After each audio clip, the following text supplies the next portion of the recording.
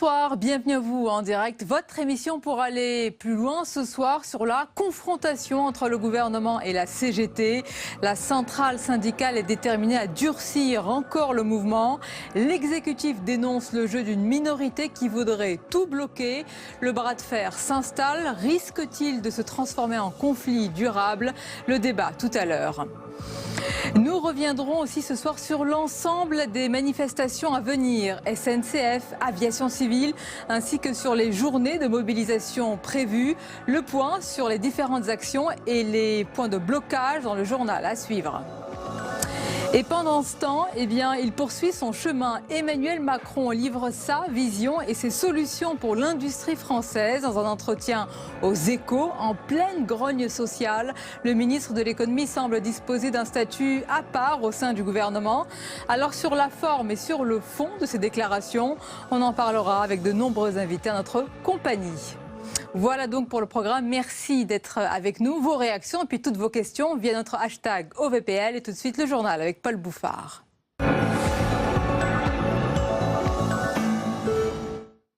Bonsoir à tous. L'épreuve de force est amplifiée aujourd'hui entre le gouvernement et la CGT sur la loi travail. Toutes les raffineries, les 8 du pays, sont bloquées en grève. On ne compte plus les files d'attente dans les stations-service. Ce matin, les forces de l'ordre ont commencé à évacuer des dépôts de carburant sur ordre du gouvernement. On fait le point sur la situation avec Mounir Soussi. Ces scènes se sont multipliées aujourd'hui. Des files d'automobilistes en quête de carburant par crainte de la pénurie. Non, il y en a vraiment ras-le-bol. On attend 1 heure pour faire le carburant. Ça devient vraiment compliqué. Les zones ouest et sud-est sont particulièrement touchées. Un quart des 12 000 stations-service du pays sont en difficulté. Les yeux sont braqués sur les dépôts d'hydrocarbures et les 8 raffineries du pays qui tournent au ralenti ou sont à l'arrêt. Ce matin, les forces de l'ordre ont évacué le site de Fos-sur-Mer, occupé par des grévistes. Notre stratégie, c'est de continuer les blocages parce qu'on s'est fait déloger ce matin avec une énorme violence, un déferlement de forces de police. Les blocages des terminaux portuaires de Marseille et du Havre suscitent des inquiétudes. Ce dernier assure par exemple 40% des importations françaises. La mobilisation va se renforcer dans les prochains jours. Des grèves reconductibles sont annoncées à la SNCF à partir du 31 mai. La RATP appelle à la grève illimitée dès le 2 juin. Le lendemain, le trafic aérien devrait être perturbé par un mouvement à l'initiative des syndicats du secteur. D'autres sites, d'autres dépôts de carburant seront libérés. Le Premier ministre Manuel Valls l'a confirmé aujourd'hui depuis Jérusalem, jugeant que la CGT est en ce moment dans une impasse. L'exécutif français montre sa fermeté face à ces mouvements anti-loi travail. Le chef de l'État a lui aussi dénoncé cette stratégie de blocage. On l'écoute tout de suite. Ce que vous me conseillez d'ailleurs de faire, d'éviter le présentisme, d'éviter simplement le traitement de l'actualité, de me mettre en référence. Ça ne veut pas dire ignorer, ça ne veut pas dire négliger ce qui se passe, ça ne veut pas dire considérer que ça ne mérite pas une forme de respect par rapport à ceux qui ont des revendications légitimes, mais ça ne me conduit pas non plus à accepter ce qui est aujourd'hui un blocage qui est fondé simplement par une stratégie portée par une minorité. Et toujours dans ce dossier, notez ce commentaire du FMI, le Fonds monétaire international. Il a appelé tout à l'heure le gouvernement français à aller plus loin que la loi El Khomri pour réformer le marché du travail. Les suites de l'incendie de la voiture de police en marge de la manifestation du 17 mai à Paris. 3 hommes mis en examen ont été remis en liberté sous contrôle judiciaire tout à l'heure. Un 4e individu, le plus jeune d'entre eux, a été lui placé en détention provisoire. Pour comprendre et savoir ce qu'il s'est passé au soir du terrible 13 novembre, des victimes et leurs familles ont été reçues aujourd'hui par les juges dans les locaux de l'école militaire à Paris. Durant 3 jours, ces parties civiles vont être informées des avancées de l'enquête sur les attentats. Les juges ont tout à l'heure fait un récit précis des différentes attaques. Écoutez Samia Maktouf, avocate des victimes. Elle se dit confiante sur les suites des enquêtes en cours.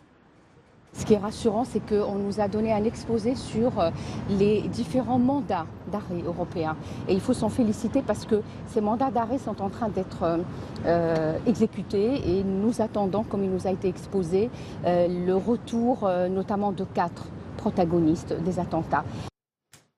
Sachez que dans le contexte de l'état d'urgence, près de 23 000 gendarmes et policiers seront déployés pour sécuriser le Tour de France face à la menace terroriste. C'est une première. Une unité du GIGN sera présente sur tout le parcours de la Grande Boucle. Et puis, des Nobel français se mobilisent face aux coupes budgétaires. Ils craignent un suicide scientifique. Ils lancent un appel pour dénoncer les baisses de crédits annoncées dans le domaine de la recherche. Un projet de décret a été déposé par le gouvernement. Flora Sauvage. Le projet de décret suscite une levée de boucliers dans la communauté scientifique. 7 prix Nobel et un lauréat de la médaille Fields déplorent dans une tribune publiée dans le quotidien Le Monde la décision du gouvernement d'annuler des crédits destinés à la recherche. Des coupes budgétaires qui s'apparentent à un suicide scientifique et industriel selon les 8 chercheurs. Le décret prévoit d'amputer la mission interministérielle Recherche et Enseignement supérieur de 256 millions d'euros. Un projet de décret qui suscite l'incompréhension au Sénat et qui a été rejeté par la Commission des Finances. Les investissements d'avenir ne serviront à rien s'ils ne s'appuient pas sur la recherche. C'est-à-dire qu'on met un coup d'arrêt qui va pénaliser pendant, peut-être, je ne dis pas une génération, mais ça va nous faire perdre probablement 5 ans. Pendant ce temps-là, les Allemands font des efforts considérables, les Américains font des efforts considérables. Tous les pays du monde mettent beaucoup de crédits dans la recherche et nous, on arrête. Selon le projet de décret, le CEA est mis à contribution à hauteur de 64 millions d'euros, le CNRS à hauteur de 50 millions et l'INRIA et l'INRA à hauteur de 10 millions d'euros chacun. Un coup de massue pour la recherche scientifique française, alors qu'en Allemagne, les dépenses de recherche et développement ont augmenté de 75% en 10 ans. Et notez l'avis défavorable des commissions des finances du Sénat et de l'Assemblée nationale sur ce décret qui pourrait endommager de manière durable l'effort de recherche mené selon les parlementaires. On revient maintenant sur le bras de fer entre le gouvernement et la CGT dans la contestation contre la loi travail. Bras de fer qui se durcit d'heure en heure. On retrouve Sonia Mabrouk et ses invités.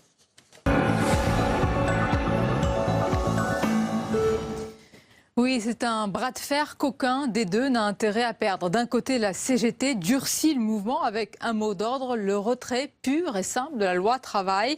La centrale syndicale qui se bat aussi pour elle-même et pour la suite. De l'autre côté, eh bien, le gouvernement face aux défis et au déficit d'autorité. C'est un défi majeur pour l'exécutif à l'aune d'une année d'élection présidentielle. Une confrontation à l'usure est donc engagée.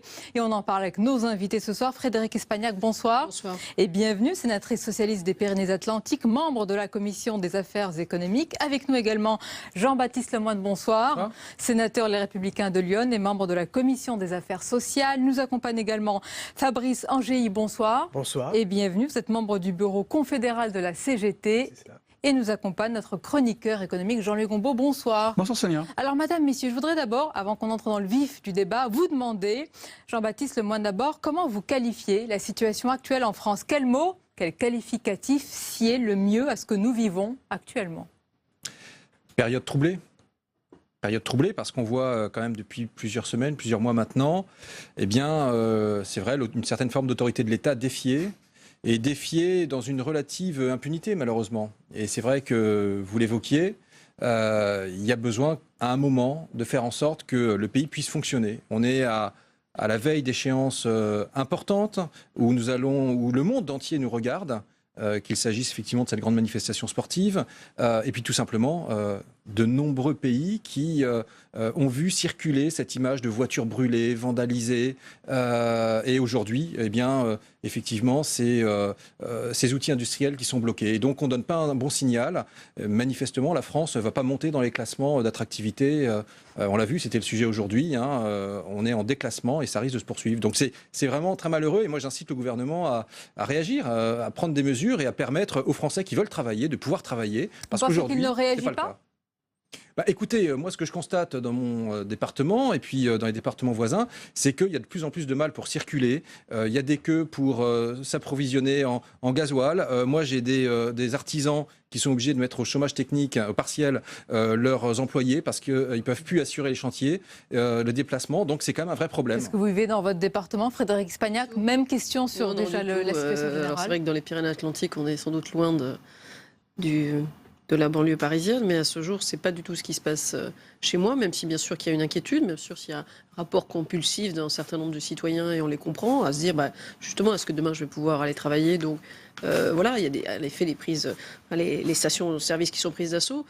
Après, je pense que c'est compliqué, parce que je crois que si on a nos deux invités qui disent, pour certains, impunité, et pour d'autres, sans doute pas, au vu de ce qui s'est passé ce matin dans les raffineries, non, je pense qu'il y a plusieurs choses. Il y a à la fois on est dans une discussion, on le sait, qui est dans ce rapport de force des deux côtés. Vous disiez tout à l'heure, personne n'a intérêt de perdre. Enfin, moi, ce qui m'importe, c'est que ce soit les salariés et les entreprises qui gagnent. Mais quelle est la stratégie du gouvernement? On parle d'une stratégie d'usure. Est-ce que c'est le cas? Est-ce que vous attendez que la CGT aille encore plus loin, qu'il y ait une exaspération des Français pour récupérer en votre faveur la situation, si c'est possible? Je ne peux pas parler ce soir au nom du gouvernement, je parlais en tant que parlementaire socialiste. Nous, aujourd'hui, au Sénat, on est là pour à la fois faire avancer la loi, même si la droite va s'employer à la détricoter d'ores et déjà. On va aussi, et on travaille avec nos collègues députés, je rends hommage à Christophe Sirugue pour le travail formidable qu'il a fait, en l'occurrence, énorme travail. Sur le terrain. Mais sur le terrain. Ce que vivent les Français, mais ce que qui ne sont pas au Sénat. C'est le texte de loi qui va le dire. Et donc, sur le fond, aujourd'hui, ce qui est important, c'est dans quel format le texte sortira. Donc, il y a deux choses à faire. Il y a à la fois une situation qui fait qu'on a besoin de fluidité par rapport à la situation économique sur la création d'emplois dans les entreprises, dans les PME. Et en même temps, il y a le besoin de préserver, en tout cas, les acquis sociaux. Et donc, je pense que de ce point de vue-là, il y a un besoin d'être autour de la table et de continuer à discuter. Alors, je ne sais pas comment les parlementaires continuent à avancer. Recevoir votre discours, parce que vous parlez de discussion, alors que nous sommes dans la rue avec une situation sociale quasiment inédite. Je pense qu'à tout moment, on peut revenir sur la discussion. C'est votre avis? Le projet de loi et en avançant, en discutant. Et en ouvrant des discussions, puisque là aussi, la façon dont on présente aujourd'hui les choses, la CGT, le rapport de force, le bras de fer, je dirais que le retrait est demandé aujourd'hui par un mouvement qui regroupe 7 organisations. 3 de jeunesse, 4 syndicales et des syndicats qui appartiennent à des organisations qui aujourd'hui ne contestent pas le projet de loi. Donc on est sur un mouvement large des salariés, un mouvement large des citoyens. Est-ce que vous dites cela pour un peu noyer ce qu'on est en train de voir, c'est-à-dire parler de la radicalisation que vous portez, que vous assumez d'ailleurs? Oui, mais ce n'est pas la radicalisation. C'est élargir le mouvement, puisque vous l'avez dit, il y a d'autres secteurs qui seront en grève. Il y a une journée de grève interprofessionnelle et intergénérationnelle le 26, avec d'autres secteurs, construction, qui rentrent en mouvement, les cheminots avant la grève reconductible jour par jour. On a les travailleurs de l'État qui rentrent en grève aussi ce jeudi. Voilà, on est élargissement et d'autres secteurs. Je vais vous laisser et renforcement, mais vous entendez les mots. Là où la mobilisation... Quelle est votre réaction aux mots qu'on a lus et entendus, puisque la ministre du Travail a parlé de prise en otage des Français. On a lu et aussi les mots de terrorisme social dans certains journaux. Je voudrais vous faire réagir à ça. Tout à fait, parce que nous, je pense qu'il faut faire attention avec les mots que l'on emploie. C'est-à-dire que là-dessus, le terrorisme, ça a un sens. La prise en otage, ça a un sens aussi. Pour ceux qui l'ont connu, la situation donne aujourd'hui, je crois qu'on ne peut pas jouer avec ces notions-là et avec ces mots. Le blocage, la prise en otage, c'est le gouvernement qui le fait par sa surdité, par son aveuglement, vous employez le mot par son irresponsabilité, parce que s'il retire le projet de loi, on a fait des propositions dès le 9 mars. Dès le 9 mars, on a réécrit encore à 7 au président de la République pour qu'il nous reçoive et écouter nos propositions. Alors c'est une fin de non-recevoir, c'est plutôt un dialogue de sourds. C'est pas un dialogue de sourds, on retire le projet, on est prêt dans l'heure qui suit à se mettre autour de la table sur un autre projet qui, oui, lui créera de l'emploi, avec la réduction du temps de travail par exemple. Jean-Luc Gombault, un point, est-ce que c'est vraiment une situation inédite? Est-ce que vous êtes d'accord? Souvenez-vous, en 2010, il y avait eu quand même beaucoup de blocages et des blocages de raffineries, mais à l'époque, on avait dit que la CGT de M. Thibault avait une sorte de pacte, une sorte d'entente avec le gouvernement de M. François Fillon et qui n'a pas abouti donc, à une situation que nous vivons. Aujourd'hui, il n'y a ni pacte, ni deal. À quoi tout cela peut aboutir? Ça aboutit à la situation que nous connaissons, mais ça a mis un terme parce que M. Sarkozy a libéré un certain nombre de raffineries. Par une réquisition illicite condamnée par l'OIT. Attendez, ça a été condamné par l'OIT, mais enfin, la CGT, par exemple, n'a pas... Elle aurait pu très bien porter plainte. Ce qui a été fait, puisqu'il y a une condamnation de l'OIT. Donc aujourd'hui, le gouvernement serait mal... Oui, c'est un droit international. Si je peux me permettre. Il y a une jurisprudence française sur la réglementation du droit de grève. Qui ne peut pas être contradictoire avec le droit international. Donc il y a une jurisprudence. Mais ce qui est intéressant à voir, c'est... Alors, ça a été fait du 5 octobre, je crois que ça avait commencé, le blocage des raffineries. Et le 18 octobre, les raffineries avaient été, je ne dirais pas le mot libéré, c'est un peu trop excessif, mais en tout cas, réouvertes par une intervention... de la force publique. Ce qui est intéressant de voir dans cette affaire, c'est la rapidité avec laquelle les choses vont. Et ça vient du fait que la France a de moins en moins de raffineries. Donc il est beaucoup plus facile de bloquer 8 raffineries qu'il était possible de le faire dans les années précédentes quand il fallait en bloquer une quinzaine, premièrement. Et de moins en moins de stations de service. il y avait 40 000 stations de service, il n'y en a plus que 10 000. Donc, la masse de carburant qui peut être en circulation ne cesse de se réduire au fur et à mesure que les années passent. Et ça pose évidemment, dès qu'il y a un grain de sable, parce qu'en fin de compte, il ne faut pas non pas... Je vois bien que beaucoup de salariés sont en lutte, en grève, mais enfin, c'est le nombre de gens qui sont dans l'action. C'est une décision majoritaire des personnels qui le votent à l'Assemblée générale. Mais combien de salariés représentez-vous aujourd'hui? Mais attendez, les raffineries, c'est le cas qui est particulier. Est-ce que vous pouvez répondre à cette question? On a 686 000 syndiqués, très exactement, même un peu plus. On a donc aujourd'hui, on est le premier syndicat représentatif parce que ça se joue sur les élections. Plus dans le privé, ça c'est sûr. Non, toujours dans le privé, c'est le 2010. Non, c'est en 2017. C'est en 2017 qu'on fera le compte. Ceci explique peut-être cela d'ailleurs en réalité, parce qu'on voit bien que la CGT se sent menacée par un certain nombre de syndicats réformistes, et donc il y a ce besoin aussi de montrer les muscles pour essayer de dire que voilà, il y a un mieux-disant, etc. Et donc je pense qu'il y a un jeu de rôle aussi, et que malheureusement les Français effectivement en sont un peu prisonniers. Le problème, c'est que en fait tout le monde a besoin de montrer les muscles. La CGT, effectivement, a besoin de se refaire une santé. Monsieur Hollande a besoin de se refaire une santé. Monsieur Valls a besoin de se refaire une santé. L'opposition a besoin de se refaire une santé. Tout le monde a besoin de se refaire une santé. Et donc, du jeu de rôle dont vous parlez, en fait, ce jeu est équitablement distribué. Vous avez raison, jeu de rôle, mais Frédéric Espagnac. Je ne pense pas que ce soit un jeu, mais bon. Non, c'est pas un jeu, mais c'est ce qui est responsable sur le fond, et des uns et des autres aujourd'hui. Et c'est moi qui le dis, et je l'assume. À un moment donné, c'est pour ça que je disais qu'il faut revenir autour de la table. On peut continuer à se dire il faut retirer le projet. La question, c'est comment on atterrit à la fin, sur quel texte, et qu'est-ce qu'on fait pour préserver à la fois un certain nombre d'acquis et faire évoluer le texte tel qu'il est aujourd'hui, et en même temps réouvrir un certain nombre de choses dans le modèle économique dont aujourd'hui la France a besoin. On le voit bien par rapport à l'international. Vous croyez vraiment que vous pouvez revenir à la table? Parce que quand on entend même le Premier ministre, la situation paraît déjà bien derrière lui. Là, la crainte, la hantise, le rôle des parlementaires que nous sommes, et les uns et les autres, c'est de faire pression partout pour permettre aux deux acteurs, en l'occurrence, puisqu'il y a quand même des syndicats qui ne sont pas non plus dans la même situation et qui n'appellent pas à la grève généralisée. Mais sur le fond, aujourd'hui, il faut revenir à un texte qui permette en tout cas un compromis. On le sait bien, de toute façon, on n'avance que par compromis dans la situation actuelle. Moi, je ne crois pas, en tout cas, je ne veux pas arriver à un blocage qui fasse que les Français demain soient non pas les otages, mais en tout cas les victimes. Mais ce qui est intéressant, Jean-Baptiste Lemoyne, c'est qu'on a presque oublié que l'origine de tout cela, eh bien, il y a cette loi travail. Faut-il rappeler que son parcours n'est pas terminé? Elle va arriver au Sénat le jour même. C'est le texte final qui impactera la vie des Français et des salariés. Des débats très vifs. Selon vous, quelle est l'erreur originelle? Pourquoi est-ce qu'on aboutit sur ce texte à cette situation? Eh bien, écoutez, vous avez raison. Le 9 septembre dernier, 2015, M. Jean-Denis Combrexel rendait un rapport au Premier ministre, justement sur la refonte du dialogue social. Sur ce rapport, je pense qu'effectivement la CGT ne partageait pas ces orientations. Cela étant, il y avait un relatif consensus au sein des forces politiques et d'un certain nombre de forces syndicales. Et le problème, c'est qu'en fait, la méthode n'a pas été au rendez-vous. Il n'y a pas eu de concertation telle que c'était prévu par le Code du travail, la loi Larcher, qui prévoit que sur un texte comme celui-là, les organisations sont saisies formellement, peuvent engager une négociation avant que le gouvernement reprenne la main. Et donc, ce texte a été élaboré dans le contexte d'une concurrence entre ministres, M. Macron versus M. Valls, etc. Et que, par cette concurrence interne, eh bien, malheureusement, les formes, du coup, n'ont pas été respectées. Et les syndicats, à juste titre, se sont dit, mais... Et nous, alors, on compte pour du beurre.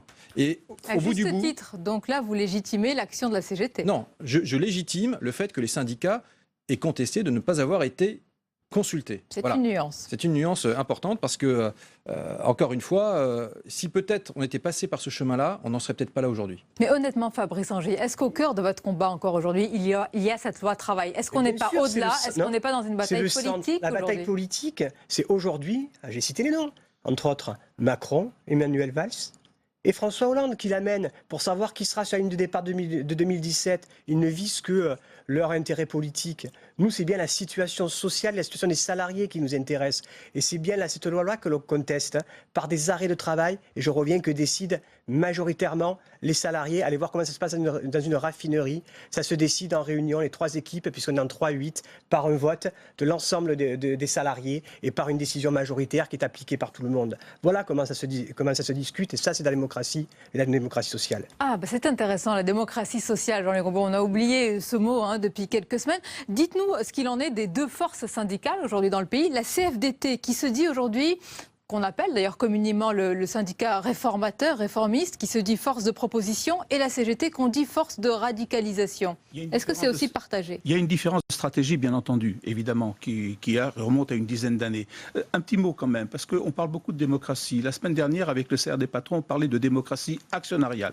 Maintenant, voilà qu'on parle de démocratie sociale. Moi, je ne connais qu'une démocratie, qui est la démocratie politique. Parce qu'en réalité, on ne peut pas additionner des multiples démocraties qui vont finir par se contredire les unes par rapport aux autres. Donc il y a un problème de démocratie politique. Cela dit, évidemment... On l'a vu avec le 49-3. Alors, mais c'est la Constitution. C'est-à-dire que les autorités publiques, elles ont peut-être fait une grosse erreur en le faisant, mais elles ont appliqué la Constitution. Et cet recours au 49.3, à mon avis, n'est pas indépendant de ce qui se passe aujourd'hui. C'est-à-dire, ça a été conçu comme un coup de force. Et effectivement, ça a été un élément qui a pu permettre un déclenchement de la situation. Revenons à votre question. Effectivement, depuis une dizaine d'années, qu'est-ce qu'on constate? En fin de compte, que les pouvoirs se succèdent, généralement, ils ne cèdent plus.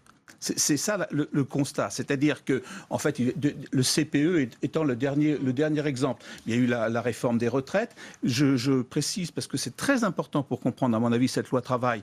La loi de François Fillon sur la réforme des 35 heures de 2003, la réforme du dialogue social de M. Bertrand de 2008, et cette loi travail qui vient parachever tout un processus important. Et ceci est très, très oublié si on ne voit pas le déroulement des choses.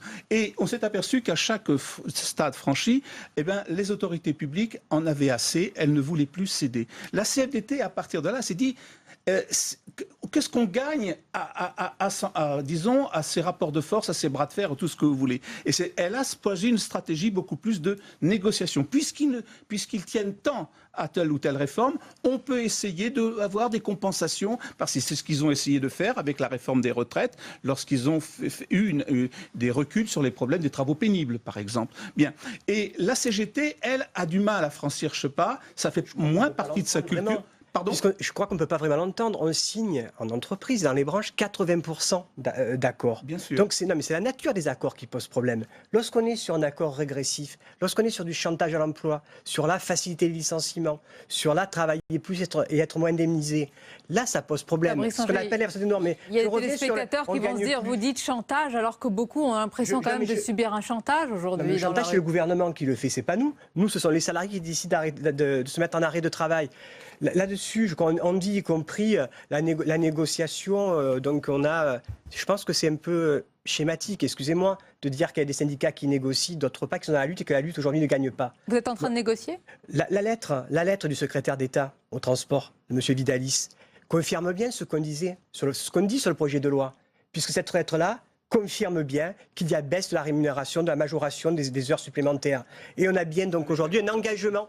Oui, mais il y a bien un engagement du gouvernement, ce qui a été écrit au syndicat EFO et CGT. Et maintenant, on a compris que là, il y a deux lignes irréconciliables. Les acquis des jeunes, sur garantie jeune, sur les mesures qu'on a pas refaire toute la loi, on a compris que vous n'êtes pas d'accord. Pour faire le lien entre l'intervention de M. Gombault et M. Angéi, c'est vrai que cette loi aujourd'hui s'inscrit dans la continuité de réformes que nous avions initiées.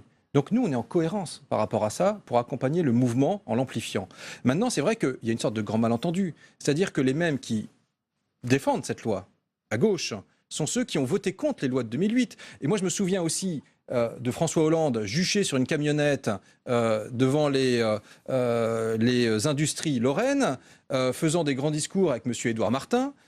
Et ces gens-là, du coup, se sentent floués parce que M. Hollande, il est descendu de la camionnette, maintenant il est au volant d'autre chose. Et donc, ça effectivement, à partir du moment où le contrat n'a pas été clair entre le peuple et lui-même, eh bien, on se retrouve avec ce grand quiproquo. C'est pour ça que nous, à droite, on va faire des propositions noir sur blanc pour avoir un mandat du peuple. Ça, on va en parler. Attendez. Mais Frédéric Signac, ce que dit Jean-Baptiste Lemoyne, c'est intéressant. Est-ce qu'il n'y a pas une erreur originelle par rapport à cette loi? En réalité, elle n'avait pas été annoncée, là, vous serez d'accord avec moi, par le candidat Hollande. Voilà pourquoi le président Hollande a tant de mal à la faire accepter aujourd'hui. Oui, enfin, je pense qu'il y a pour certains c'est ça, pour d'autres elle aurait dû arriver plus tôt. Moi j'ai envie de dire aujourd'hui elle est là parce qu'il y a une nécessité, on le voit bien. Malheureusement, enfin. Mais vous comprenez que la gauche soit sans dessus dessous? Je comprends que la gauche sur certaines point, en tout cas, ne soient pas en accord. Je peux entendre, en l'occurrence, par exemple, ce qu'il dit sur les transports, sur les heures supplémentaires. Bon, donc ça fait partie des choses qu'il faut négocier. Ça fait partie des choses. Mais voilà. c'est bien le cœur du problème. C'est bien ce que je dis. Donc revenons autour de la table et reposons. Non, c'est pas supprimant la loi. Il faut des évolutions. Il faut des évolutions aujourd'hui. On le sait. Donc c'est pas le statu quo ce qu'on propose. C'est pas le statu quo. Mais je vous propose pas le statu quo non plus. Je dis aujourd'hui, il y a certains points sur lesquels on doit obtenir des évolutions et il y en a d'autres sur lesquels on peut pas se mentir, on n'y arrivera pas. Donc en tout cas, revenons autour de la table et voyons jusqu'où on peut avancer. Et maintenant, oui, c'est pas ce que dit le gouvernement. Je redis, ce soir, vous avez une autre position. Oui, et je l'assume. Voilà. Je pense que les parlementaires ont un rôle à jouer, que ce soit à l'Assemblée nationale et au Sénat. Au Sénat, j'ai tendance à penser que la droite ne va pas trop nous aider sur ce sujet-là. J'ai tendance à penser qu'à l'Assemblée, tous les parlementaires socialistes auront un rôle à jouer. Donc je crois que de ce point de vue-là, il faut revenir autour de la table et qu'il pèse aussi auprès du gouvernement pour le faire. Pour qui sait décrypter le langage des leaders syndicalistes, on voit que des lignes bougent. Jean-Claude Mailly commence à ouvrir une petite porte. Et moi, je subodore que le gouvernement serait prêt éventuellement à retirer cet article 2 pour obtenir le ralliement de FO. Et là, après... ça va swinguer. Parce que, est-ce que Manuel Valls ne va pas prendre ce prétexte pour partir? Que reste-t-il dans cette loi travail? Je vais vous dire, François Hollande, à ce moment-là, obtient le départ. Oui, mais il risque d'arriver. C'est intéressant le scénario politique, oui. Il risque d'arriver. À ce moment-là, Manuel Valls peut faire le choix de ne pas accepter ce recul, et François Hollande met en place un gouvernement plutôt à gauche, se réconciliant avec les Verts, etc., en vue de la présidentielle. Mais en tous les cas, je pense qu'on est là aussi dans un billard à 10 bandes entre tous les protagonistes au Parti socialiste. Voilà. Mais le problème, c'est que c'est les Français qui en payent le prix. Moi, je ne suis pas dans le billard à 10 bandes. Moi, ce qui m'importe, c'est le texte final qui sera voté, qui indéniablement ne sera pas le même, et on ne sera pas d'accord sur ça, dans nos attentes aux uns et aux autres, et qui permettra, ou en tout cas qui, demain, générera des nouvelles conditions de travail pour les salariés. Et c'est ça qui est important. Il y a la version finale du texte, c'est pas le reste. Je reviens à la situation, je veux qu'on conclue là-dessus, Jean-Louis Gombault, parce que ce soir, il y a des gens qui sont face à des files d'attente qui sont incroyables. Il y a une vraie inquiétude, même s'il y a une surconsommation. Il y a des grèves qui vont venir, des grandes journées de manifestation. Est-ce que c'est l'image d'un pays bloqué aujourd'hui? C'est l'image d'un pays qui n'avance pas beaucoup. Ça, c'est effectivement, bon, pour l'instant... ça va mieux, hein. Oui, en tout cas... Écoutez, quand les chiffres du chômage vont mieux, j'ai tendance à penser que ça va mieux. On verra demain. Et moi, je suis optimiste pour demain. Donc on verra ce qu'on pourra dire. On l'espère surtout pour les demandeurs d'emploi. Non, on ne grâce pas gratis. Mais je pense qu'en tout cas, on peut se réjouir et à droite et à gauche des résultats quand le chômage s'améliore. On le baisse en tout cas. Dans la durée et de façon structurelle. Écoutez, on arrivera au deuxième mois, on va bien voir. Pas en faisant de la gonflette avec des chiffres. Non, c'est pas de la gonflette, c'est des résultats concrets. Il y avait des emplois de qualité. Bon, d'accord. Alors, non, le problème maintenant des prochains jours, à mon avis, cette loi est impopulaire. Vous êtes d'accord avec moi? Oui, bien sûr. Mais le blocage des stations-service je serais même d'accord sur la méthode qui n'était pas la bonne. Carburant est également impopulaire. Le problème est de savoir quel est dans les deux choses impopulaires, celui qui va finir par l'emporter. C'est suivre l'opinion publique et justement l'exaspération des Français. Nous verrons. En tout cas, c'est un bras de fer et on l'a encore vu ce soir avec des positions pour le moment quand même irréconciliables. Merci beaucoup pour ce débat et cette analyse. La suite de votre émission dans quelques instants. Place à notre second débat autour d'Emmanuel Macron qui, en pleine grogne sociale, poursuit tranquillement son chemin et déroule ses propositions. Mais d'abord, à un mois du référendum, c'est l'autre actualité, un jour pour jour, qui décidera de l'avenir de la Grande-Bretagne au sein de l'Union européenne. On va prendre la direction de Londres ce soir et une délégation sénatoriale s'y est rendue à la rencontre des parlementaires anglais et les avis, vous allez voir, sont très partagés. C'est un reportage de Samia Dechir. On va à Londres pour essayer de prévenir, d'anticiper un peu ce qui va se passer avec le Brexit, c'est-à-dire en fait d'essayer d'anticiper l'avenir de l'Europe. Direction Londres donc pour Jean-Pierre Raffarin. Le vice-président du Sénat a retrouvé sur place Hélène Conway-Mouret et Christian Cambon, tous deux sénateurs de la Commission des Affaires étrangères. Objectif, rencontrer partisans et opposants au maintien du Royaume-Uni dans l'Union européenne. David Lidington est le ministre en charge de l'Europe. S'il se montre optimiste, la campagne est pourtant compliquée. Le principal défi est de dépasser les peurs qu'ont la plupart des gens qui voient l'Europe comme quelque chose d'imposé au Royaume-Uni et non pas comme un travail de plusieurs partenaires. Cette vision d'une Europe subie, imposant ses choix depuis Bruxelles, c'est l'argument des partisans du Brexit, comme le parlementaire Lord Lawson. Vous avez gagné le 23 juin. Qu'est-ce qui se passe ? Eh bien, je serais très heureux. L'Union européenne est un projet qui affaiblit les États. Pour faire une union politique des États-Unis d'Europe, je ne pense pas que ce soit une bonne chose. Je ne pense pas que c'est ce que veulent les Européens et encore moins les Britanniques. Ça n'a pas de sens de faire partie d'un projet si on ne partage pas ses objectifs. Direction ensuite la Chambre des communes pour un entretien avec Crispin Blunt, lui aussi partisan du Brexit. Il ne croit pas à la crise économique promise au Royaume-Uni s'il quittait l'Europe. On peut survivre. Nos principaux produits économiques, notre système éducatif, notre système financier, tout ça est mondial, ce n'est pas régional.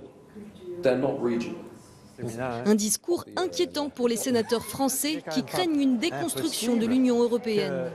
Cette stratégie d'une Grande-Bretagne qui peut vivre sur ses seuls atouts, sur ses seules performances, au fond, on peut démontrer que l'Europe n'a pas un avenir assuré. Certains candidats aujourd'hui aux futures élections françaises parlent d'un référendum aussi en France. Donc voilà, il faut que nous soyons très attentifs et suivons de très près ce qui va se faire.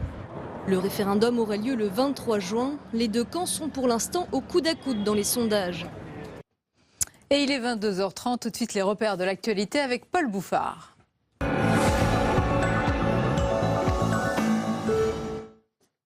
Des faits de dégradation et même des tirs à balles réelles hier à Grenoble. Depuis le début de la contestation contre la loi travail, les locaux du Parti socialiste sont pris pour cible. Écoutez au Sénat les réactions à ces actes de violence avec Jérôme Rabier. 12 impacts de balles sur la devanture du local de la Fédération PS à Grenoble. Un niveau de violence jamais vu dans l'histoire du Parti socialiste. De quoi faire réagir le ministre de l'Intérieur qui dénonce des actes inadmissibles. Une attaque qui laisse les élus locaux quasiment sans voix. On s'attaque là à la démocratie, parce que les partis politiques, c'est surtout la démocratie. Une attaque qui vient s'ajouter à la liste des permanences socialistes vandalisées, comme ici à Caen lors des mobilisations anti-loi travail. Une trentaine de locaux de fédérations ou d'élus seraient concernés. Une vague qui indigne le patron des socialistes au Sénat. C'est inacceptable, la démocratie c'est pas ça. Quand on veut se dire démocrate, alors on ne tague pas, on ne casse pas les permanences des représentants politiques, qui sont les représentants de la démocratie. Des élus qui s'inquiètent du climat délétère qui s'installe. Jean-Christophe Cambadélis, premier secrétaire du PS allant jusqu'à évoquer le climat nauséabond des années 30 et qui appelle les autres partis politiques comme les syndicats à protester plus vigoureusement contre ces attaques.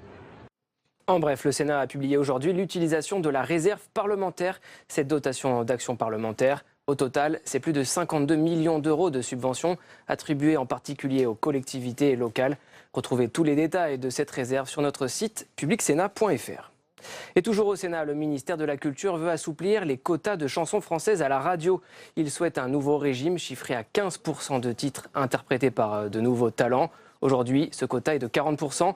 Discussion qui a eu lieu dans le cadre du projet de loi sur la liberté de création, aujourd'hui dans l'hémicycle.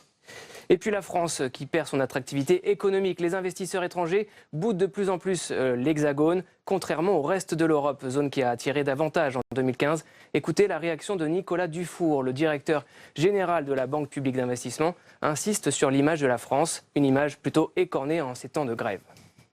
On a eu entre 2013 et 2014 une très forte croissance, pas loin de 25% si je me souviens bien des investissements étrangers en France. On a 2014 sur 2015 une quasi-stabilité, moins 2%. Donc c'est pas dramatique. Bon, maintenant c'est complètement vrai qu'il faut continuer de faire des efforts sur notre réputation.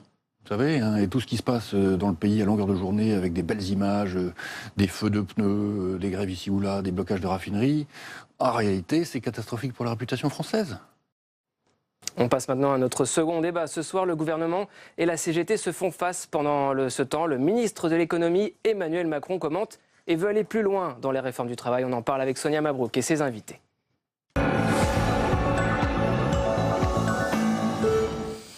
Oui, Et tandis que le gouvernement affronte une situation sociale inflammable et que la semaine s'annonce très agitée, eh bien Emmanuel Macron poursuit son chemin en pleine tourmente sociale. Le ministre de l'économie a livré aujourd'hui dans Les Échos une longue interview détaillant la marche à suivre pour relancer l'industrie française. Alors, que faut-il en penser? Le jeune ministre a-t-il les clés et puis une autre vision pour relancer cette industrie? On va en parler dans quelques instants avec nos invités. Mais d'abord, les détails de cet entretien avec Julie Hulin. Alors que le conflit se durcit et que la CGT appelle à l'extension de la grève, Emmanuel Macron ne lâche rien. Favorable à la loi travail, il déclare ce matin dans Les Échos qu'il faudrait aller encore plus loin. Oui, il faudra élargir le champ de la négociation collective au niveau de l'entreprise à d'autres domaines. On ne peut pas prétendre aimer l'industrie et refuser les conditions de son succès. Si selon lui, la France a rattrapé une bonne partie de son retard de compétitivité grâce aux mesures gouvernementales, il faut se maintenir. La clé, la modération salariale. Il demande ainsi aux patrons d'avoir une préférence pour l'investissement et l'emploi-formation plutôt que pour les dividendes et les salaires. Mais pas question pour autant de limiter le salaire des patrons par voie législative. Concernant la ligne politique, Emmanuel Macron prône la souveraineté de l'État dans les secteurs de la défense et de l'énergie. Nous devons avoir une politique volontariste et défensive pour les filières indispensables à notre économie. Il ne s'agit pas de s'opposer à la concurrence, mais d'être intraitable contre la concurrence déloyale. Difficile d'imaginer qu'avec ces propos, Emmanuel Macron fasse l'unanimité d'une gauche qu'il aime décidément bousculer. Voilà, et sur la forme et sur le fond, on en parle avec nos invités. Sacha Houlié, bonsoir. Bonsoir. Et bienvenue, vous êtes le cofondateur du mouvement Les Jeunes avec Macron. Également avec nous ce soir, Tatiana Jarzabek, bonsoir. Bonsoir. Et bienvenue, co-auteur de l'ouvrage On vaut mieux que ça, aux éditions Flammarion. Et également présentatrice de l'émission Le Fil d'Actu. Merci de nous accompagner. Et Benjamin Lucas, bonsoir. Bonsoir. Président du mouvement Les Jeunes Socialistes. Et Clément Forestier, bienvenue. Bonsoir à vous. Bonsoir. Délégué national des Jeunes Républicains. Vous soutenez dans la course à la primaire, je le précise, le candidat Bruno Le Maire. Alors, madame, messieurs, avant de parler du fond de l'entretien d'Emmanuel Macron et des pistes qu'il esquisse, Sacha Houlié, on a l'impression d'un ministre presque hors du gouvernement, dans le sens où, au moment où la situation sociale est on ne peut plus tendue, il prend la parole, il déroule ses propositions. Est-ce qu'il a encore les deux pieds dans le gouvernement, Emmanuel Macron? Il les a plus que jamais, puisque Emmanuel Macron, ce qu'il porte depuis qu'il est au gouvernement, c'est la rénovation de notre économie, c'est des solutions nouvelles, et c'est également la méthode du dialogue. Et cette méthode, elle est très importante, parce qu'on voit aujourd'hui ce qui se passe lorsqu'on ne dialogue pas. La loi Macron, c'était un exemple de dialogue, puisqu'il y a eu près de 437 heures de débat. Qui a fini en 49.3. Bon, oui, mais c'était toujours bien de le préciser. Le Premier ministre qui l'a choisi également. Mais Emmanuel Macron, il a fait examiner dans sa loi... Emmanuel Macron, il a examiné dans sa loi 8000 amendements et il y en a 2000 qui ont été adoptés. Et donc cette méthode qui a fait la réussite de la loi Macron, où il a cherché à convaincre les parlementaires, les députés, les sénateurs, où il a cherché finalement à rassembler une majorité d'opinion autour des mesures qu'il expliquait comme étant justes, pourquoi elles allaient transformer l'économie. C'est ça qui a fait défaut à la loi travail, et c'est aussi d'expliquer pourquoi la transformation de notre économie, la révolution industrielle qui nous attend, la troisième révolution industrielle... Vous voulez dire c'est ça qui a fait défaut à la loi travail, c'est-à-dire que si cette loi avait été portée par Emmanuel Macron, nous n'en serions pas là aujourd'hui? Non, mais une autre méthode aurait probablement été utilisée. Benjamin Lucas, avant de parler du fond de l'entretien, je voudrais vous faire réagir à l'une des phrases justement du ministre de l'économie. Nous sommes dans un blocage aujourd'hui et pourtant le ministre dit on peut aller plus loin, il faut aller plus loin sur la loi travail. Comment vous l'interprétez? Est-ce que c'est une provocation, un affront, ou peut-être qu'il a raison? Il a décidé de ne pas du tout aider la tâche collective du gouvernement sur la loi travail, que je combats par ailleurs, puisqu'il décide de remettre de l'huile sur le feu. On a une opposition franche et massive des Français à la loi travail aujourd'hui. Emmanuel Macron nous dit que ça ne va pas assez loin. Finalement, il nous explique que la vraie version, c'était la première version du texte, qui pour le coup faisait vraiment l'unanimité à gauche et au-delà contre elle. Mais moi, je serais curieux de savoir une chose, c'est que quand même, Sacha, que je connais bien par ailleurs, dit la loi Macron, loi de dialogue, vous lui rappelez le 49.3, donc ça veut dire... Une interrogation. Tu as dit c'est le Premier ministre qui a laissé le 49.3 et donc Emmanuel Macron n'était pas solidaire du gouvernement. Moi, ce que je constate, c'est quand même qu'on a, je te laisse répondre juste après, mais qu'on a eu dans le passé des ministres qui ont été ou qui sont sortis du gouvernement pour des désaccords avec la ligne économique. Là, Emmanuel Macron, qui conduit la politique sur le fond, on est d'accord. Vous explique qu'il faut faire autre chose, c'est-à-dire qu'il faut aller encore plus loin dans le libéralisme, encore plus loin dans la dérégulation. Et le libéralisme, c'est pas l'absence de règles. L'absence de solidarité avec le gouvernement et pourtant reste. La cohérence. Le libéralisme, c'est pas l'absence de règles. Et c'est ça que, en fait, il y a des gens qui ne comprennent pas. Alors attendez, messieurs, oui, allez-y. Mais je ne trouve pas les règles. Et on va il appelle à la responsabilité sur la invités. rémunération des grands patrons. La responsabilité individuelle, les règles du libéralisme, elles sont exposées ici. C'est l'encadrement de la concurrence déloyale, c'est le fait de mettre des règles dans le cadre de la politique de souveraineté, où on a un État stratège, un État régulateur, c'est le fait d'organiser le dialogue social. Ça serait bien qu'il soit au gouvernement Emmanuel Macron. Alors, mais il est. On va parler de ces mesures. Je voudrais avoir l'avis également de Clément Forestier et Tatiana Jarzabec. Est-ce que le ministre risque aujourd'hui de donner, j'allais dire, un peu plus de carburant aux protestataires, selon vous, en disant qu'il faut aller plus loin sur la loi travail ? Écoutez, moi ça ne m'étonne absolument pas. Il tient le même discours que d'habitude. Il tient le même discours que les gens qui se succèdent au gouvernement depuis 40 ans. Pour répondre à votre question, celle que vous avez posée tout à l'heure, non, il n'est pas hors du gouvernement. Il est tout à fait dans la ligne. À la différence des autres, c'est que lui n'a jamais été élu. Mais il tient quand même le même discours. Vous préférez alors revenir à un parcours classique d'élu ? C'est ce que vous lui reprochez ? Non ? Non, c'est pas ça que je lui reproche. Ce que je lui reproche, c'est de ne représenter que lui-même et les intérêts des grandes entreprises. Après tout, les grandes entreprises, on ne peut pas leur en vouloir de défendre leurs intérêts. Par contre, le principe du gouvernement et des élus, c'est de défendre les intérêts des gens, les intérêts du peuple français, pour éviter les dérives auxquelles les intérêts des grandes entreprises peuvent mener. Alors c'est la question que j'allais poser également à Clément Forestier. Comment vous expliquez, alors que François Hollande et Manuel Valls s'enfoncent dans l'impopularité, et c'est le cas, c'est encore un sondage aujourd'hui, qu'Emmanuel Macron surnage et même survole la classe politique aujourd'hui. C'est finalement assez simple à expliquer. C'est finalement assez simple à expliquer. Emmanuel Macron est un type de droite dans un gouvernement qui se veut plus ou moins de gauche. Vous allez réagir. Et il faut quand même reconnaître à Macron qu'il nous fait partager des moments extraordinaires. On se retrouve sur un plateau dans un débat enflammé entre deux membres du même bureau du mouvement des jeunes socialistes, et avec finalement très peu d'actes. Et moi, j'en retiens surtout ça. J'ai lu avec beaucoup d'attention l'interview d'Emmanuel Macron. Je dois dire que je souscris, mais alors facilement à 90% à ce qu'il dit. Et en vérité, ça correspond parfaitement au programme de ma famille politique et des gens qui sont d'une droite modérée, de centre-droit. En tout cas, c'est la vision que je défends, y compris sur la question stratégique. Simplement, j'aimerais rappeler à Emmanuel Macron qu'il est le ministre de l'économie de l'État.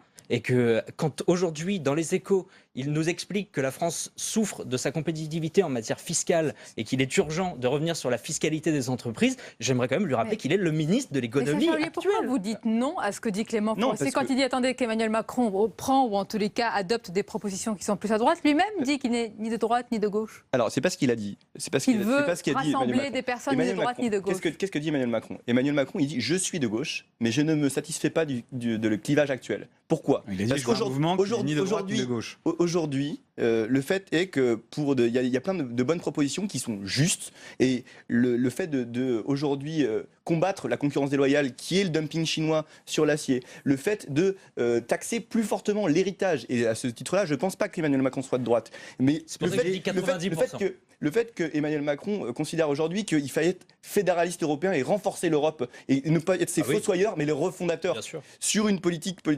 économique d'investissement et avec une harmonisation fiscale et sociale européenne. Et bien ça, c'est des marqueurs de la gauche depuis très longtemps, de la gauche social-démocrate, et c'est ce qui fait que Emmanuel Macron vient de la gauche. Parlons-en, on va prendre les points. Benjamin Lucas, voilà ce que dit Emmanuel Macron. Il faudra élargir le champ de la négociation collective au niveau de l'entreprise à d'autres domaines. Plus on ira vers l'entreprise, plus ce sera efficace. Il plaide pour une vision horizontale de négociation collective, une plus grande responsabilisation des salariés, avec toujours évidemment une direction plus verticale avec le patron. Est-ce que cela est vraiment choquant à vos yeux ?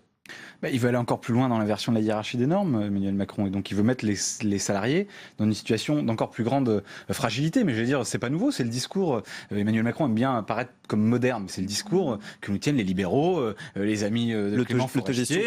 C'était la même idée, cohérent et assumé depuis des années. Et puis il va même plus loin.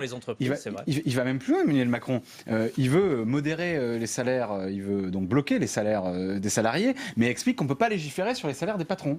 Et donc il explique en gros que on aura moins de pouvoir d'achat pour les salariés. Lui qui n'a jamais sans doute touché un petit salaire, ne sait pas en plus, pour un ministre de l'économie qui en plus se dit de gauche, c'est grave, c'est que pour relancer l'économie, on doit faire appel aussi à la relance de la consommation des ménages les plus faibles, des ménages les plus modestes, ce qu'il ne veut pas faire, c'est en tout cas ce que je retiens des déclarations d'aujourd'hui qui marquent sur bien des sujets, des ruptures marquantes avec ce qu'est l'histoire de la gauche et même avec ce qu'elle a défendu dans l'élection présidentielle. Est-ce que c'est vraiment aussi caricatural, Tatiana Jarzabec, puis je vous laisse répondre. Moi, je vois surtout que chacun est là en train de défendre sa boutique pour savoir si Macron ou le gouvernement sont de droite ou vous, quelle boutique défendez-vous? Moi, je ne représente que moi-même ici. Donc, c'est déjà beaucoup. Je suis complètement autonome, je ne suis pas jeune avec Bruno Le Maire ou Emmanuel Macron, ni jeune socialiste. Donc voilà, je parle en mon nom.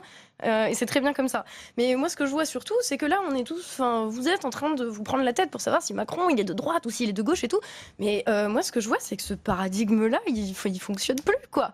C'est ce que pensent 70% de nos adhérents pour qui c'est le premier engagement. Oui, sauf que vous continuez dans le mouvement avec Emmanuel Macron à prôner ce qui est une idéologie, effectivement, qu'on nous vend comme moderne, qui est un truc qu'on entend depuis 40 ans, qui est censé être moderne. C'est juste de l'idéologie au niveau le plus dogmatique. L'horizontalité dont parlait Sonia Barbeau tout à l'heure, c'est une nouveauté qui est proposée aussi chez Nuit debout et qui fait qu'aujourd'hui, le mouvement d'En Marche d'Emmanuel Macron, le mouvement des Jeunes avec Macron, transforme la vie politique et propose une nouvelle offre politique et qui fait son succès aujourd'hui. Oui, mais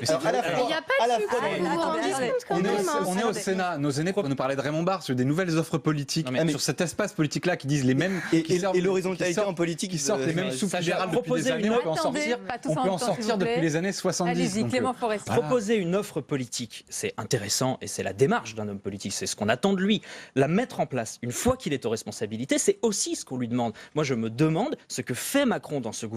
Soit il met en place la politique qu'il nous a expliqué ce matin dans les Échos. Et à ce moment-là, moi je peux le dire, il y aura des dizaines et des dizaines de parlementaires de tous les bancs de l'Assemblée réunis pour voter ce qu'il propose. Soit il prône cette politique et il n'est pas en capacité de l'appliquer, et à ce moment-là, effectivement, il faut qu'il crée un mouvement. Le paradoxe que nous vivons, c'est une situation un peu schizophrénique, d'abord d'un point de vue politique, c'est-à-dire qu'Emmanuel Macron est force de proposition, très bien, mais l'application... Et l'application, elle est déjà, parce que dans l'interview qu'Emmanuel Macron donne, il fait aussi un bilan de ce qu'il a fait. Quand il dit qu'il a restitué les marges d'entreprise pour recréer de l'emploi, pour travailler tous, ce qui est en fait l'application de stratégie insider-outsider. Aujourd'hui, il y a des gens qui travaillent, il y a des gens qui bénéficient de CDI, de logement, et aujourd'hui, il y en a des gens qui n'en bénéficient pas. Les gens qui sont à la rue, les gens qui sont des précaires, les gens qui sont des chômeurs. Et comment on fait le fait de licencier et de casser les droits des salariés, justement, on ne casse pas les droits des salariés, mais ça c'est une autre idée que je vous développerai plus tard. Mais ce que fait Macron quand il fait le bilan de ce qu'il a fait, à la fois d'un point de vue européen, sur la chinois. On a envie de vous dire qu'a-t-il fait, parce que vous avez mis en avant une loi, un seul projet. C'est un projet de loi qui lui a été confié. Il y avait toutes les dispositions de la loi Noé, qu'il portera dans la loi Sapin 2 et qui vont arriver aujourd'hui à l'Assemblée nationale. Alors, il a peut-être fait une proposition plus novatrice à gauche. C'est un mot qu'on n'entend pas souvent, Benjamin Leclerc, je voudrais vous faire réagir là-dessus. C'est la souveraineté chez les socialistes. Il dit que l'État doit défendre sa souveraineté. C'est une vision régalienne de l'État dans les secteurs de la défense et de l'énergie. Cela, c'est un côté un petit peu chevènementiste. D'ailleurs, il ne s'en défend pas. Je crois qu'au départ, son engagement... Attendez, je vais vous laisser parler. Qu'est-ce que vous pensez de cela? Est-ce que c'est un point plutôt consensuel? Vous le ferez. Là encore, les actes parlent d'eux-mêmes. On a vendu des aéroports au privé. Sous ce quinquennat. Je ne crois pas que ce soit un acte de souveraineté que de confier des secteurs stratégiques dans l'aéronautique, dans des domaines... C'est pas la construction des avions et tout. Dans le domaine aéroportuaire, merci de me permettre de me corriger, au privé. Les investissements chinois, notamment, ont augmenté, etc. Donc là aussi, les actes par eux-mêmes, c'est bien beau de dire Jeanne d'Arc, de dire souveraineté, etc. Mais moi, il y a une cohérence à avoir entre le discours et les actes. Bon, alors à partir de là, Tatiana Jarzabec, dites-nous, puisque chaque point que nous relevons, et vous êtes là pour ça, vous le battez en brèche, vous le dénoncez. Qu'est-ce que vous proposez justement? Et alors, moi, déjà, je propose rien. Déjà, je constate une situation. Il y a vous avez écrit on vaut mieux que ça. Il y a Emmanuel Macron, valez-vous, j'allais vous dire, qui appartient à un gouvernement qui a créé une crise politique du fait de son irresponsabilité totale.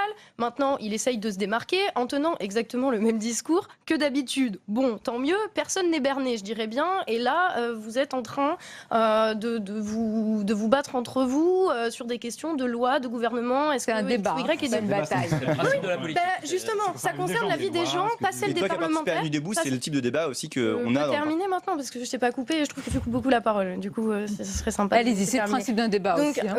Oui, d'accord, mais enfin bon, on peut peut-être laisser les gens terminer. Vous reconnaissez que vous avez participé et soutenu le mouvement de Nuit debout aussi. Et je suis allée à Nuit debout, comme énormément de gens. Je ne représente pas Nuit debout. Moi, ce que je vois, c'est que vous occultez totalement la vie des gens là, dans vos débats sur est-ce que la loi, elle est ceci, elle est cela. Moi, ce que je vois, c'est que... Non, mais votre théorie... Des salaires, des protections des salariés.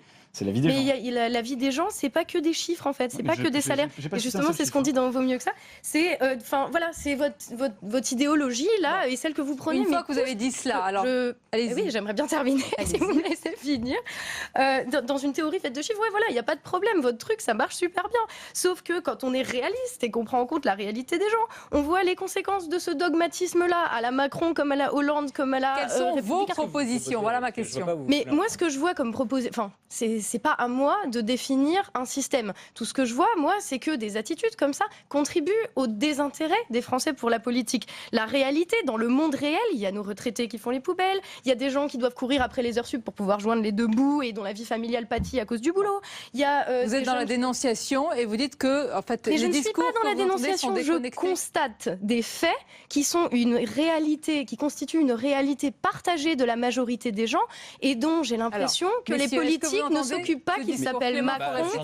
J'entends tout à fait ce discours et il correspond à une réalité. Ce que je me demande juste, c'est pourquoi s'engager si c'est pas pour essayer d'apporter des solutions à ces problèmes-là. Mais je m'engage, monsieur, j'ai écrit un livre. Là, je suis désolé, mais là, pour l'instant, vous ne nous avez pas donné grand-chose comme solution, même le début. Mais la solution, c'est à tout le monde de la construire tous ensemble, pas à nous quatre autour d'une table en tant qu'experts.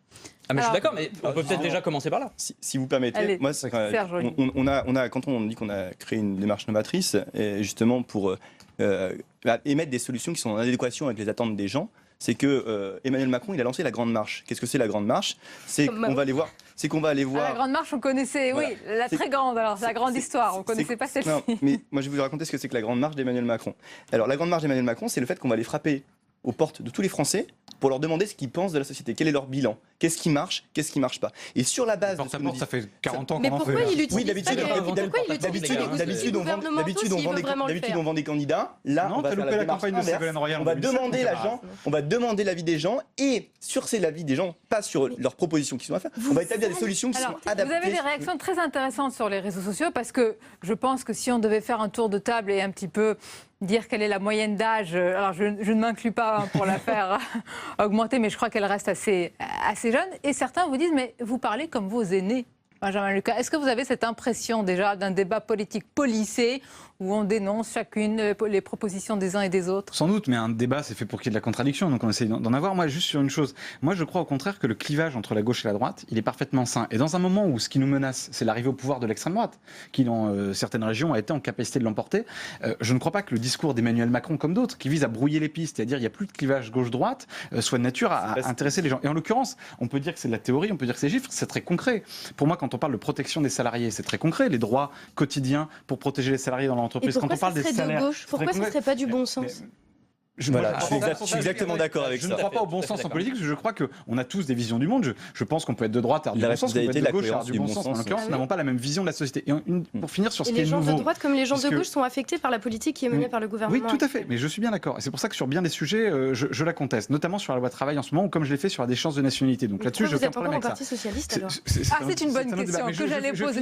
Non, je finis. Elle a posé une bonne question. Sur la question de la nouveauté. Mais je l'assume parfaitement. Je suis au cœur de la famille socialiste pour changer les choses, pour apporter. Qu'est-ce que vous avez encore de commun avec elle? Pour avoir essayé de changer les choses par les vieux partis politiques, je peux vous dire que ça marche pas. Et ça, ce que j'ai en commun, c'est quand on a augmenté les bourses, quand on a fait le tiers payant pour que des jeunes puissent se soigner, quand on a fait la prime d'activité pour que des jeunes puissent manger à la fin du mois. Je pense que c'est pas inutile du coup d'être engagé, même si parfois effectivement on doit avaler un certain nombre de couleuvres. Mais sur la question de la nouveauté, puisque Emmanuel Macron parle beaucoup de nouveautés et qu'on parle ce soir beaucoup de langage de nos aînés, qu'est-ce que c'est un nouveau modèle de développement, un nouveau modèle de société? C'est pas ce que nous dit Emmanuel Macron. Enfin, pareil, reprenons ce qui est dit par les libéraux, par Raymond Barre, par tous ces gens-là, par Fabius dans les années 80. Madame, je pense qu'il y a dans les années 80. Il n'y avait pas la troisième révolution industrielle dans les années 80. Attendez, mais d'où viendra alors la nouveauté? Parce qu'on a fait des dizaines de débats sur Nuit debout. Nuit debout, la mode, malheureusement, semble dépassée. Mais vous savez, il y a des choses très pragmatiques. Tu parles de modernité et du partage du temps de travail. Oui, tout le monde va y venir. C'est la base des 35 heures. Vous êtes en train de nous ressortir les 35 heures. C'est ça la grande solution. Il n'y a pas un pays au monde qui nous ait copié là-dessus. Il n'y a pas un économiste pour défendre les bienfaits. L'INSEE, 350 000 en termes d'emploi, en matière d'emploi des 35 heures. Et vous continuez de nous sortir ces vieilles recettes des années 80. Mais alors attendez, non, je suis pour les 32 heures. Un logiciel idéologique qui date des années 70. Tatiana Jarzabec, vous avez dit quelque chose de pertinent. Tout à l'heure, vous avez dit le bon sens, tout simplement. Ni droite, ni de gauche. Est-ce que c'est possible, au-delà des clivages, au-delà des candidats que vous représentez? Mais je suis persuadé que c'est possible. Et je suis persuadé que, tu l'as dit tout à l'heure, l'élection présidentielle de 2017 va être un vrai tournant dans le monde politique. Vous y croyez vraiment? J'y crois vraiment parce que je pense qu'on est vraiment... Et le mouvement de Macron... Vous voulez observer les comptes en banque des allocataires du RSA. Est-ce que je peux terminer juste la stigmatisation et l'idéologie. Ce serait très agréable si on pouvait s'écouter. Ça commence peut-être un peu par là, le renouveau, justement. Est-ce qu'on peut travailler les uns avec les autres? Oui, bien sûr qu'on peut travailler les uns avec les autres. Mais non, moi j'ai rien en commun avec Bruno Le Maire qui veut aller voir les comptes en banque des allocataires du RSA pour fouiller dans leur vie privée. J'ai pas envie de travailler avec Bruno Le Maire. C'est sûr que si tu n'écoutes personne et que tu ne laisses personne aller jusqu'au bout de ces phrases, tu risques pas de travailler avec qui que ce soit d'autre.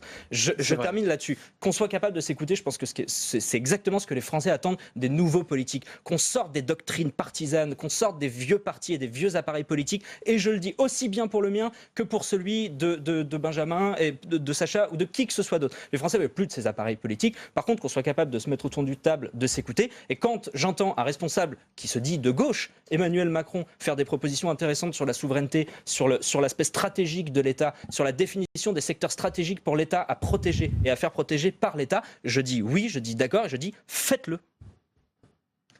Mais écoutez, moi je pense qu'il y a surtout un... Tout est dit, faites-le, mais c'est ça. Vous êtes au pouvoir, faites-le. C'est quand même curieux. Oui, en disant que c'est un homme de gauche. Mais ça... C'est parce que tu le dis, il a dit pas ce qu'il dit de gauche. Non mais je vais te dire, moi je m'en fous qu'il soit de droite ou de gauche, ça m'intéresse pas, ça n'intéresse personne d'ailleurs. C'est pas moi qui le dis, moi ce que je constate, c'est que Emmanuel Macron, il a écrit une tribune qui était fondatrice, c'était dans le 1, c'était en août, et il a dit qu'il y avait 3 rêves français réenchantés. Le rêve de l'égalité, de l'équité, le rêve de l'introduction industrielle, et le rêve de l'Union européenne. La situation aujourd'hui, vous avez vu de quoi on parle? Et bien justement, le rêve c'est la modération des salaires. Le rêve c'est la casse des droits des salariés. C'est la nouveauté qu'incarne Emmanuel Macron, c'est que là où tout le monde nous parle du sang et des larmes, lui il parle de rêve et d'espoir. Qu'est-ce que vous reprochez à ça? Il croit en son candidat qui n'est pas candidat. J'essaye de l'éclairer. Mais pas parce que merci. Il y a des dirigeants communistes qui ont essayé avant d'éclairer beaucoup de gens.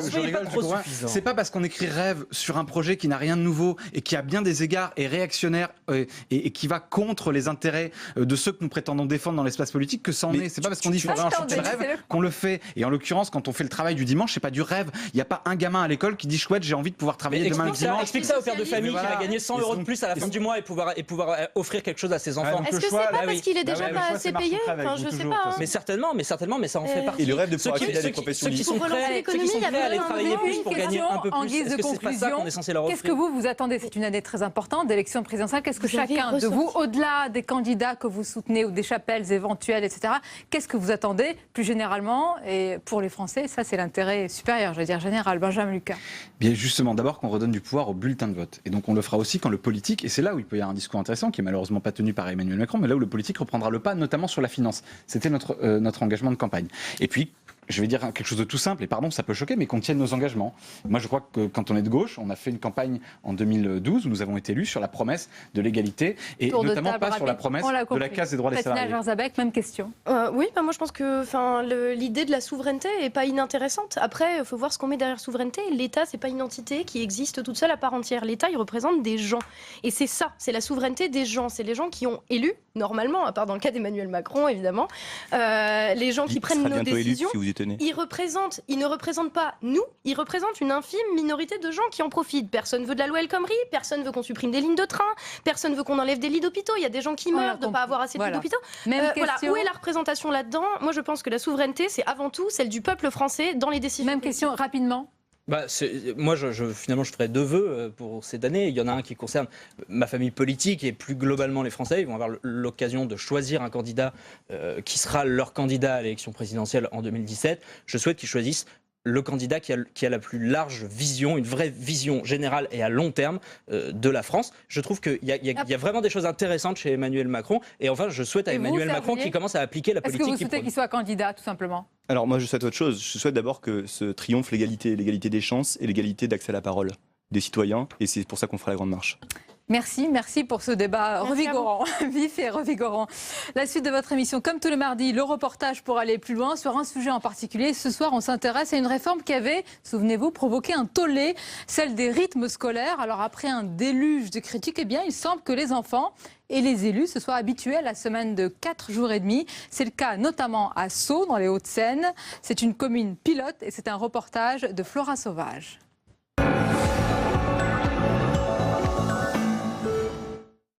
Échecs, tennis de table, ludothèque ou broderie, dans cette école de Sceaux, les activités mises en place dans le cadre de la réforme des rythmes scolaires sont gratuites et elles sont proposées sur la pause méridienne. Tu veux du rose pâle ? Quelle couleur, quelle rose veux-tu ? Chantal Brault est la première adjointe au maire en charge de la vie scolaire. Si la mise en place de la réforme s'est faite dans la douleur, aujourd'hui, les activités proposées aux enfants ont trouvé leur rythme de croisière. Ce qui est intéressant, c'est comment vous avez fini par accepter cette petite révolution qui, quand même, au début, a été assez difficile à vivre, reconnaissons-le. Le fait de placer ces activités sur la pause méridienne est un atout fondamental dans la mesure où l'année dernière, les enfants qui avaient une activité après la classe, d'abord trouvaient le temps un peu long. Ils avaient du mal à faire le lien entre l'activité de classe qui se terminait aux alentours de 15h et l'activité d'études dirigées qui avait lieu en fin de journée.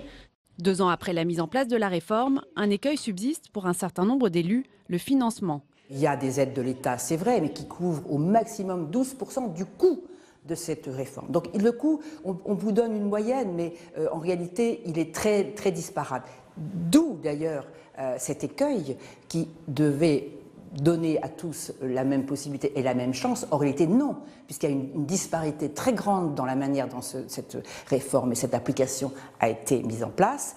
Des communes doivent parfois faire appel à des bénévoles ou à des parents pour mettre en place des activités périscolaires.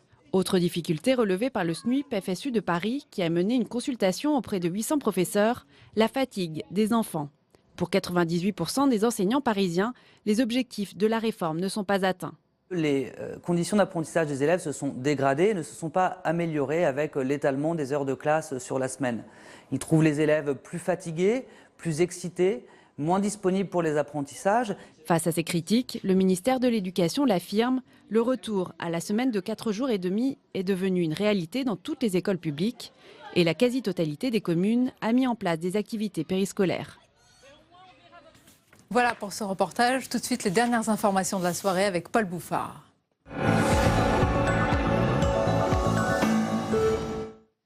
Nouvel échelon dans la mobilisation contre la loi de travail. La CGT Énergie menace ce soir de bloquer les centrales nucléaires. Un arrêt a d'ailleurs été annoncé à la centrale de Nogent-sur-Seine. Les salariés de ce site de l'Aube ont voté la grève tout à l'heure et l'arrêt de la production d'électricité pour jeudi. Le bras de fer se durcit entre la CGT et le gouvernement alors que les 8 raffineries françaises sont bloquées par les grévistes. Plus de 3000 stations-service sont touchées. Ce matin, les forces de l'ordre ont commencé à évacuer des dépôts de carburant sur ordre du gouvernement. Mounir Soussi. Ces scènes se sont multipliées aujourd'hui. Des files d'automobilistes en quête de carburant par crainte de la pénurie. Non, il y en a vraiment ras-le-bol. On attend 1 heure pour faire le carburant. Ça devient vraiment compliqué.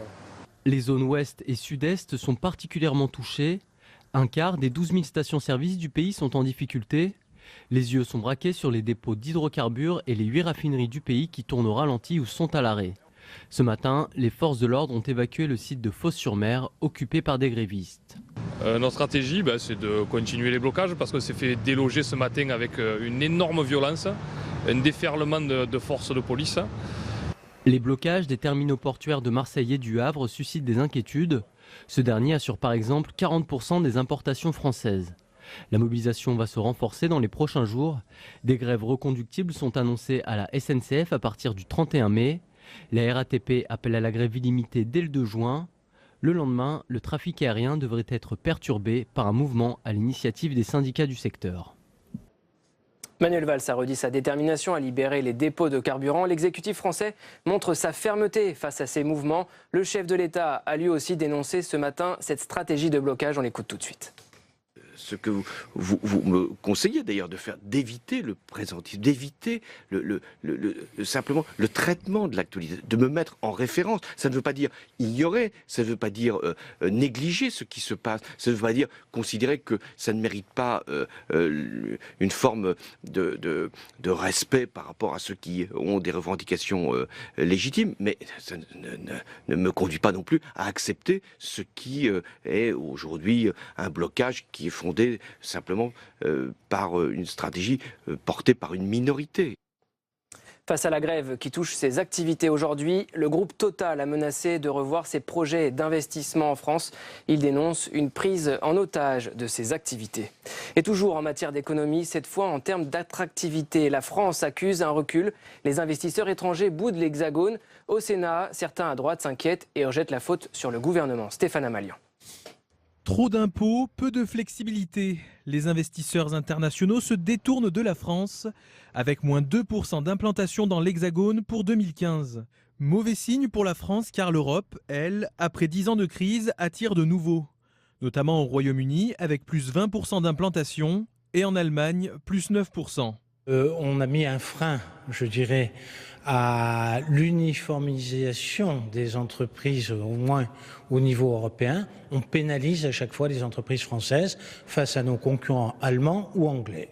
À gauche, on préfère voir le verre à moitié plein en évoquant notamment l'essor de l'industrie française et surtout de l'économie numérique. Il faut relativiser à partir du moment où les secteurs porteurs d'avenir, notamment ce qui concerne le numérique et également les services, sont eux en augmentation. Il faut rappeler quand même qu'il y a 600 ressortissants, non pas des ressortissants, mais des investisseurs étrangers qui sont venus s'implanter sur notre territoire.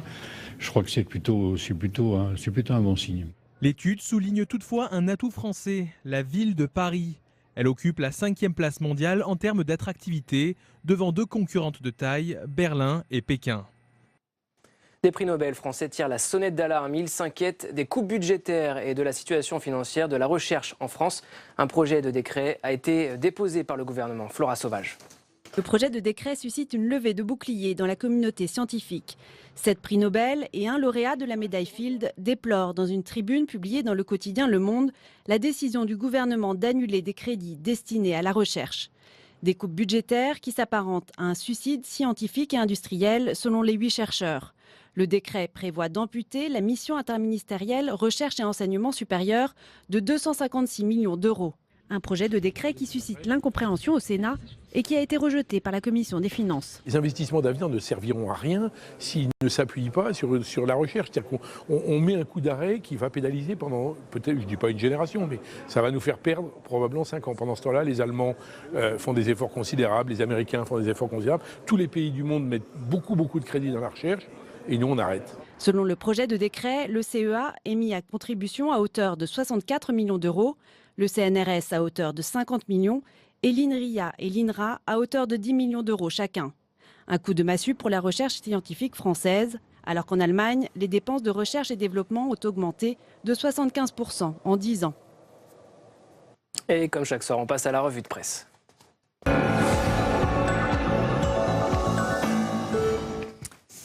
Votre revue de presse pour découvrir les unes du lendemain et quelques hebdos. Paul, d'abord, La Croix. Où va l'économie française? Le quotidien s'interroge.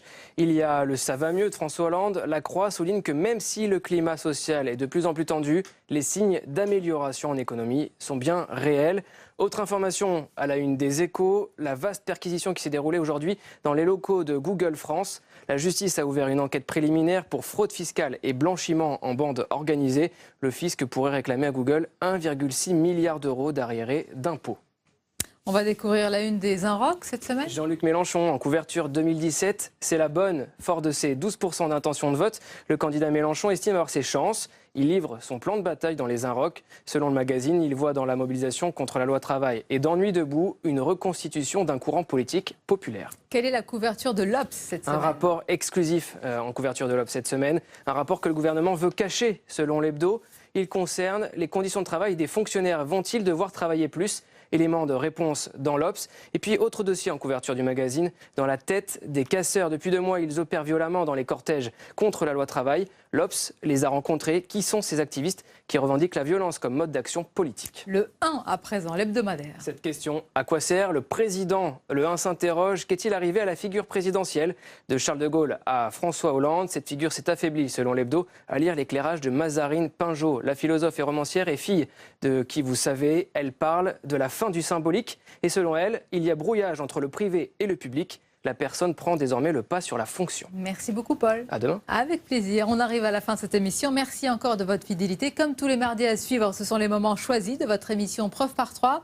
L'invité ce soir, c'est le secrétaire d'État en charge du budget, Christian Eckert. Je vous retrouve demain, 22h. Le grand entretien, ce sera avec l'auteur, l'écrivain, le chanteur. Il est inclassable et tout à la fois, Richard Bohringer. Belle et douce fin de soirée en notre compagnie.